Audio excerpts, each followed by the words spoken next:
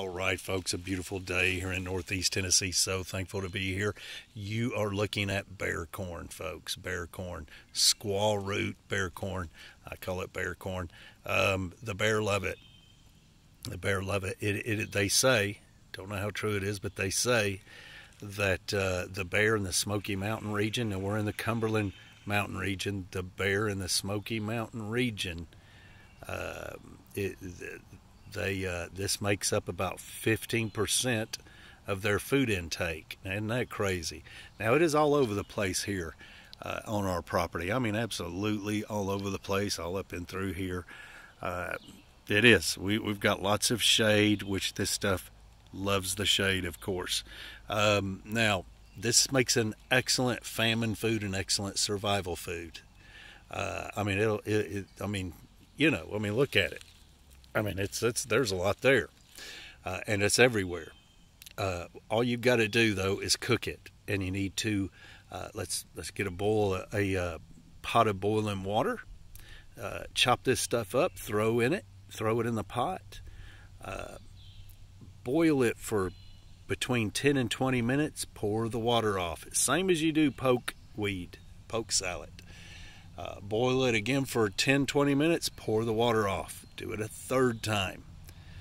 And if it was me, after I did that, I would actually roast it a little bit, and that would be for taste, but to just ensure that the bitterness is gone. This is bitter. This is bitter, and not good to eat because it's so bitter. It's not bad for you though. It's not poisonous. It's not toxic. Too much bitterness though, and too much intake, let's say you eat too much of it and it's very bitter because you haven't cooked it enough, will probably give you a stomach ache. So cook it up good and get that bitterness out, and then it's edible. Now, if you can't make fire in a survival situation, there's no need to even look at this, because you need to be able to make fire and be able to cook this. Now, if you didn't have a pot, of course, you could just roast it. Just roast it very slowly for a long time until the bitterness is gone, and then consume it. But it makes a excellent survival food if you have fire, if you're able to cook it. That is bear corn. Now, this thing is kind of crazy. Hang on, let me get my glasses on here. These are flowers, folks. These are actually flowers. This doesn't have any kind of chlorophyll in it or really anything in it. It's just going to basically be a filler. I guess it'd give you some carbohydrates, but a filler. Get that stomach full. And you always feel good when that stomach's full. But yeah, these are flowers. It's kind of crazy. Kind of crazy. This thing lives off of oak tree roots. An oak tree root. It's parasitic. Yeah. Anyway, folks, bear corn, great famine food, great survival food. You could put this, so at this time of year, we've got the cut leaf toothwort out. There it is right there. That one's about gone.